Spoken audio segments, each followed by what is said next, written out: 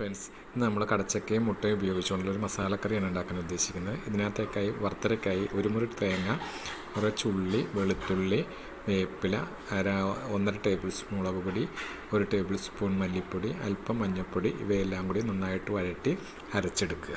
ശേഷം ഒരു പാനിലേക്ക് അല്പം വെളിച്ചെണ്ണ ഒഴിച്ച് ഇഞ്ചി, വെളുത്തുള്ളി, വേപ്പില, 2 സവാള അരിഞ്ഞത് എല്ലാം കൂടി ഇട്ട് വഴറ്റിയതിന് ശേഷം വേവിച്ച് വെച്ചിരിക്കുന്ന കടച്ചക്ക ഇതിനകത്തേക്ക് ഇട്ട് കൊടുക്കുക.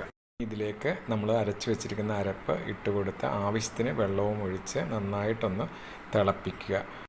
ഒരു 4 മുട്ട പുഴുങ്ങിയെടുത്ത് ചെറുതായിട്ട് കട്ട് ചെയ്തെടുക്കുക. ഇത് തിളച്ചതിന് ശേഷം ഈ അരിഞ്ഞു വെച്ചിരിക്കുന്ന മുട്ട നമുക്ക് ഇതിനകത്തേക്ക് ഇട്ട് കൊടുത്ത് എല്ലാം കൂടി ഒന്ന് യോജിപ്പിച്ചതിന് ശേഷം തിളച്ച് കഴിയുമ്പോഴത്തേക്ക് താളിക്കുന്നതിലേക്ക് ഒരു പാൻ എടുത്ത് വെളിച്ചെണ്ണ ഒഴിച്ച് അല്പം വേപ്പിലയും പച്ചമുളകും ഉണക്കമുളകും ഒന്ന് ചൂടാക്കിയതിന് ശേഷം ഇതിനകത്തേക്ക് ഒഴിച്ച് ഇറക്കാവുന്നതാണ്.